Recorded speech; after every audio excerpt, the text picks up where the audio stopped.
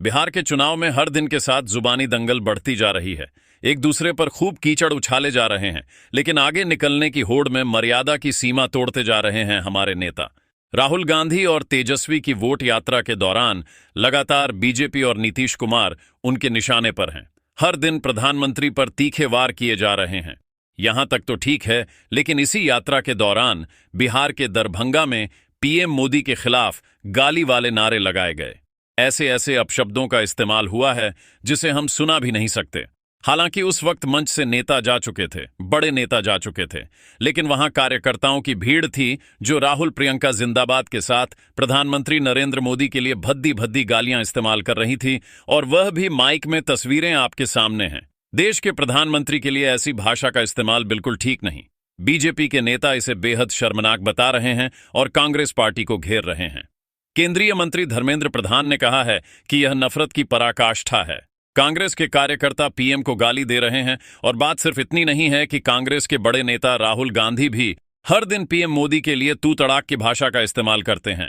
कल ही राहुल गांधी ने cease fire का जिक्र करते हुए पीएम के लिए गलत भाषा का इस्तेमाल किया, गलत शब्दों का इस्तेमाल किया। तेवर भी गलत थे। लोकतंत्र में जनता सर्वोपरि है, लेकिन जनता जिन नेताओं को चुनती है उनकी भी बड़ी जिम्मेदारी होती है। उनके लिए यह ज्यादा जरूरी है कि उनका बर्ताव संयमित हो, उनकी भाषा मर्यादा की सीमा न लांघे। यहां यह जिक्र करना जरूरी हो जाता है, जब राहुल गांधी ने चौकीदार चोर का नारा लगाया था, तब मामला अदालत में पहुंचा था और राहुल गांधी को बिना शर्त माफी भी मांगनी पड़ी थी।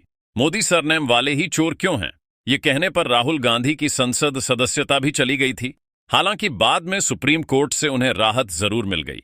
ऐसे में सवाल यह है, क्या राहुल गांधी के बिगड़े बोल से कांग्रेस के लिए जीत का ढोल बजेगा? जनता को विकास चाहिए, नेताओं की भड़ास नहीं चाहिए। कई और सवाल हैं जिसको लेकर बड़ी चर्चा करेंगे, लेकिन सबसे पहले इस मुद्दे पर आप पक्ष विपक्ष को सुनिए।